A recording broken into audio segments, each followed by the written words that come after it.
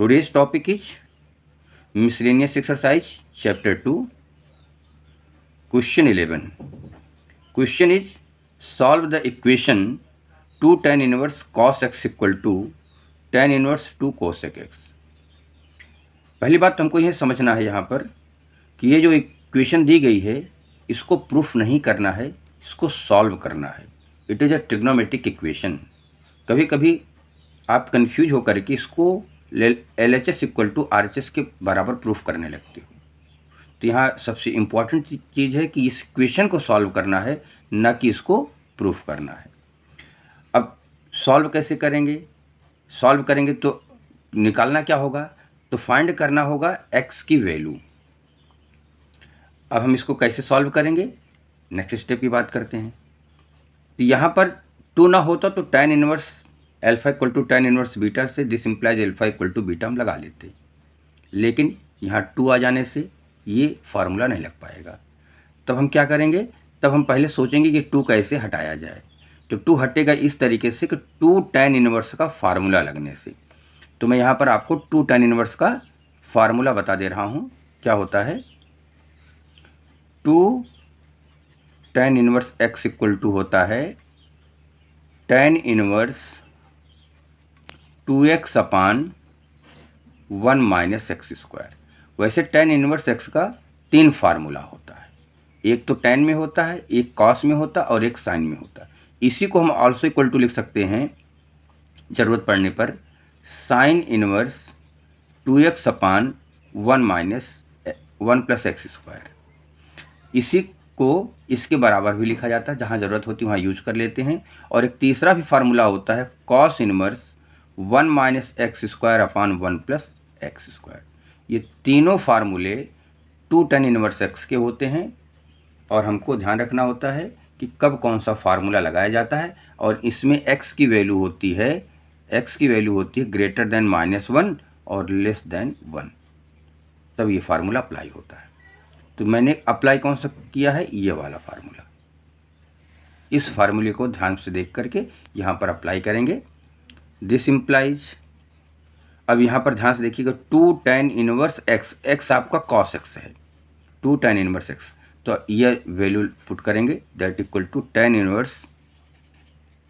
अब 2x की जगह पर लिखना होगा तो cos x लिखेंगे. 2 cos x अपान 1 माइनस एक्स स्क्वायर. तो 1 माइनस एक्स क्या है? cos x है. तो cos स्क्वायर x हो जाएगा equal to tan inverse 2 cosec x. Next step होगा दिस इम्प्लाइज. अब ध्यान से देखिए तो tan inverse alpha equal to tan inverse beta. It means हम tan इनवर्स छोड़ सकते हैं.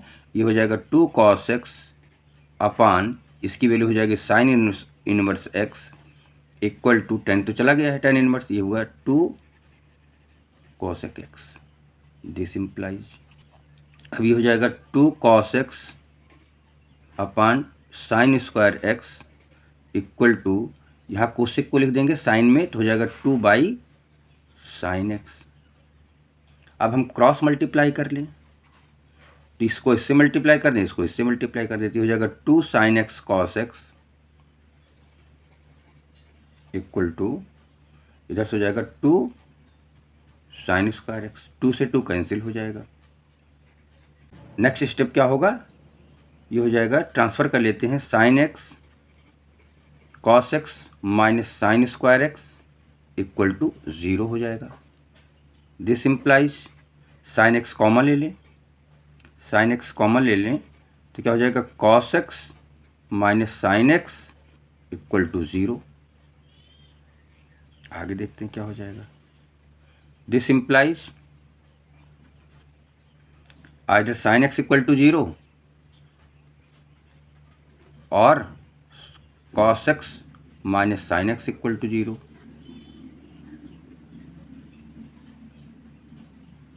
लेकिन sin x 0 हो ही नहीं सकता, नॉट पॉसिबल. क्यों? क्योंकि अगर sin x 0 होगा तो ये हो जाएगा 2 बाई साइन x. तो sin x डिनोमिनेटर में आएगा तो ये 0 नहीं हो सकता. cosec x equal to 1 by sine x. तो sin x अगर हम 0 यहाँ पुट कर देंगे इक्वेशन में तो इम्पॉसिबल होगा, वो नॉट पॉसिबल, नॉट डिफाइंड आ जाएगा. तो यहाँ पर ये नहीं होगा. तो कौन सा होगा, cos x minus sine x equal to 0 हो, यही होगा। तो यहाँ से आपको ट्रांसफ़र कर दीजिए, cos x equal to sine x होगा। अब क्या करेंगे, कॉस एक्स से डिवाइड कर दीजिए, तो ये हो जाएगा 1 equal to sine x by cos x, tan x आ जाएगा। हमने क्या किया, कॉस एक्स को उधर भेज दिया, sine x upon cos x, यहाँ 1 हो जाएगा। तो अब क्या लिखेंगे, इसको इस तरीके से tan x इक्वल टू 1 लिख देते हैं, और 1 को क्या लिखते हैं, tan पाई बाई 4। ठीक, अब इसका जो जनरल सोल्यूशन होता है tan x equal to tan pi by 4, तो x equal to pi by 4 आपके समझ में आ रहा है, लेकिन इसका जो जनरल सोल्यूशन होता है वो होता है if tan theta equal to tan alpha, this implies theta equal to n pi plus alpha. ये फार्मूला होता है, अगर आपने पढ़ा हो, नहीं पढ़ा हो तो आप समझ लीजिए, साइन कॉस टेन के लिए, तीनों के लिए अलग अलग होता है। ये जनरल फार्मूला होता है, जनरल वैल्यू निकालने के लिए होती है। इसका यूज करेंगे तो हो जाएगा this implies x equal to n pi plus alpha की जगह हो जाएगा पाई बाई 4, और ये आपका फाइनल आंसर होगा। ये x की वैल्यू आएगी n pi plus pi by 4। तो यहाँ बच्चे कंफ्यूज हो जाते हैं कि भाई x इक्वल टू पाई, ये तो एक स्पेशल एक वैल्यू पर, पाई बाई 4 पर आपको 1 मिलेगा, ऐसा नहीं है। n की वैल्यू आप, अच्छा यहाँ पर साथ साथ में लिख लेंगे n बिलोंग्स टू z होता है, इंटीजर कोई भी वैल्यू पुट कर दीजिए, n बिलोंग्स टू z, कोई भी इंटीजर पुट कर दीजिए, पॉजिटिव नेगेटिव सब के लिए ये इस एंगल पर वैल्यू 1 ही आएगी tan की। इसलिए ध्यान रखना है कि x equal to n pi plus pi by 4 लिखा जाएगा।